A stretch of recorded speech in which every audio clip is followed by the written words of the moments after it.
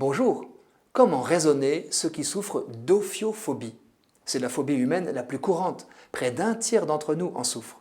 L'ophiophobie est la peur excessive des serpents. Elle serait le résidu d'une crainte instinctive héritée de l'époque où mammifères et serpents se côtoyaient dans les arbres, les premiers étant les proies favorites des seconds. À chaque fois qu'un serpent géant, à l'autre bout du monde, engloutit un être humain, se réactive cet effroi, image à l'appui, là où aucun serpent, même venimeux, ne tue plus personne ou pratiquement plus.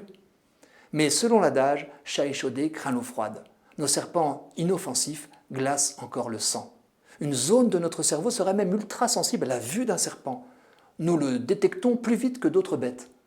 Cette phobie a son pendant, l'attrait pour le serpent. La grande mode des possesseurs de vivarium est aujourd'hui le serpent des blés.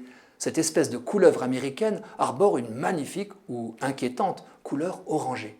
Arboricole, aussi beau que placide, Pantherophis guttatus ne mordra son propriétaire qu'en dernière extrémité et sans aucun danger.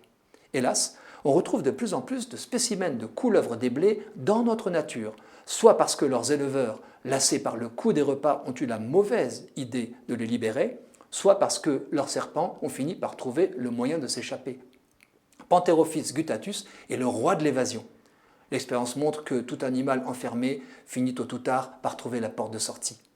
Heureusement, nos hivers sont pour le moment trop rigoureux et la dissémination du serpent exotique trop limitée pour qu'on craigne sa reproduction et son acclimatation chez nous. Ne vous affolez pas si un spécimen accroché en pleine ville dans un arbre d'alignement vous saute aux yeux. Nous devrions plutôt nous désoler de l'effondrement de nos serpents autochtones. Une étude de Cistude Nature vient d'alerter sur la quasi-disparition de la plupart de ceux de la région Nouvelle-Aquitaine. Seule la démographie de la couleuvre verte et jaune résiste.